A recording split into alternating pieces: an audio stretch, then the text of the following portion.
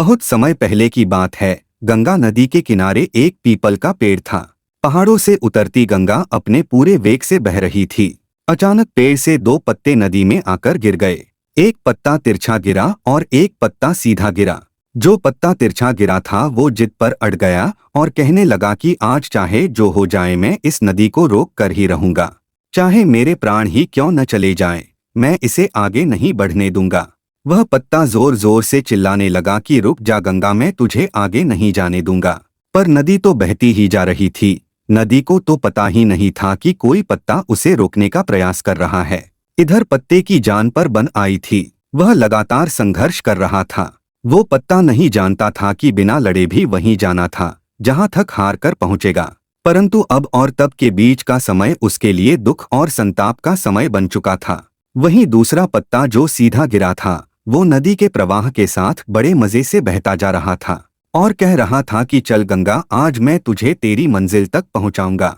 चाहे जो हो जाए मैं तेरे मार्ग में कोई भी अवरोध नहीं आने दूंगा। नदी को इस पत्ते के बारे में भी कुछ पता नहीं था। वह तो अपने धुन में सागर की ओर बहती जा रही थी। लेकिन यह पत्ता खुश और आनंदित था, क्योंकि उसे तो लग रहा था कि मैं ही नदी को अपने साथ बहाए ले जा रहा हूँ। तिरछे पत्ते की तरह सीधे पत्ते को भी यह नहीं पता था कि चाहे वो नदी का साथ दे या नहीं दे, नदी तो वहीं पहुंचेगी जहां उसे जाना है।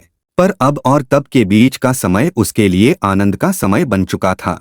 जो पत्ता नदी से लड़ रहा था उसके जीत का कोई उपाय नहीं था, और जो पत्ता नदी के साथ बहता जा रहा था उसकी हार का कोई उपाय नहीं था।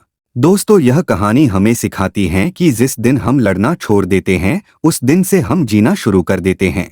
अब लड़ना छोड़ देने का अर्थ यह नहीं है कि आप सपने ना देखें या उसके लिए मेहनत करना बंद कर दे, बल्कि लड़ना छोड़ देने का अर्थ यह है कि आप उन चीजों को बदलने की कोशिश ना करें जो आपके हाथ में नहीं है। यही खुश रहने का मूल मंत्र है। दूसरों को बदलने में अपना जीवन बर्बाद ना करें, बल्कि खुद को बदलें।